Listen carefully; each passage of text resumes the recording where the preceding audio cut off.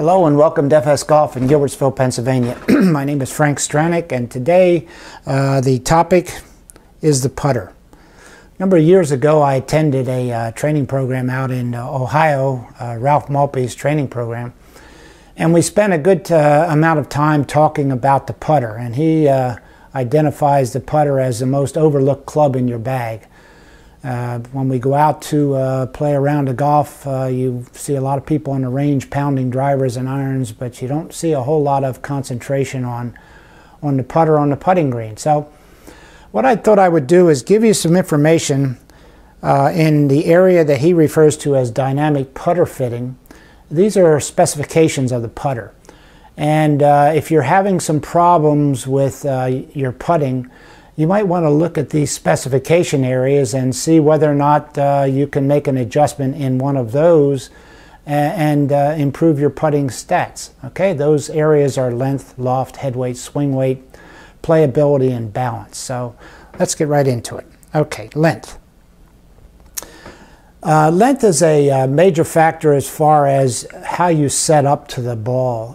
Your head, your arms, your eye position, your hand position, they're all affected by where the putter positions you. Now, when you go into a store, you can find putters 34, 35, 36 inches, whatever, and you just go ahead and buy the putter, but not maybe recognizing that that putter might not be the best length for you. So when you go back and start practicing with the putter, are you making consistent impact? Are you comfortable in the way you're setting up? Or do you have to make adjustments when you're swinging the putter for a little longer putts or a little shorter putts? If you do, well then maybe you might want to check and see whether or not that length is good for you. You can go into any one of the Surge fitters and they will have adjustable length putters, and they can certainly help you with identifying the proper length for your putter. The next area is lie angle. Are you pushing the ball right, or are you pulling the ball left? Maybe the problem is that you have an incorrect lie angle. It also affects the solidness of your putt, and to a small effect, it affects your body position where you set up to the ball. A good way to check your lie angle is to get a little mirror, lay it up against the wall, and take your normal putting stance and take a look at that mirror, and is the toe up, or is the heel up, or is the putter setting flat on the ground when you take your normal stance position. It's an adjustable item. It's quite easy to do. So if you see that you have the toe or the heel up, you might want to again have that adjusted so that you can get it centered flat on the ground. That way you can eliminate a lot of the opportunity for a push or a pull. Okay, the next area is loft. There's loft on the club for one reason, and that's when a ball is sitting on the green, it's actually sitting in sort of a depression in the grass. And you want to be able to stroke that ball and have it pop out of that depression in the grass and start towards the hole. The general loft on a putter is going to be 3 or 4 degrees. It depends on the manufacturer.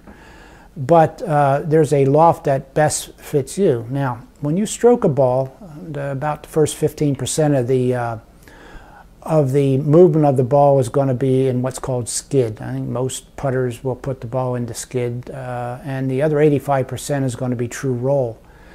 What you do want is the proper loft so that that skid is limited to about 15%, and it's not bouncing along the ground as it's going to the hole, which is going to be a difficult issue for you as far as distance control is concerned.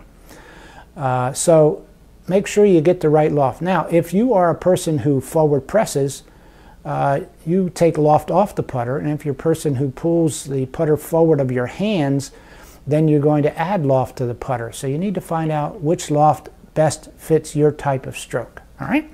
Again, you can go see a fitter and he can work with you on getting this done.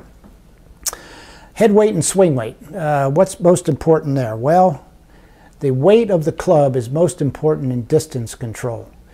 If it's just like a driver, if you don't know where the head is at when you put the club in rotation, then it's very difficult to bring that club back to the ball in a consistent manner.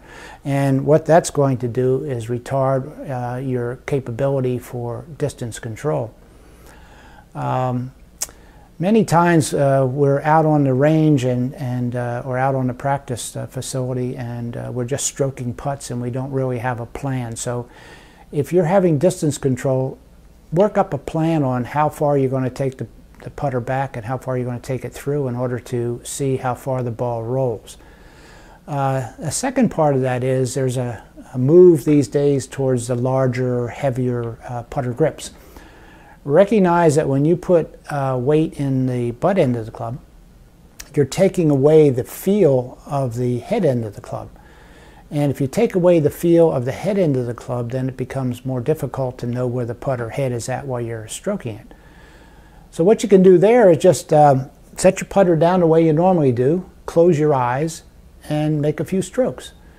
Can you really tell where the putter is at in those strokes? If you're having difficulty, just add a little weight to the head of the putter. You can do it with lead tape, or you can do it with magnets that are a couple grams each, and just slide them on there until you get the weight back to where you want it. But remember, it's a major factor in distance control.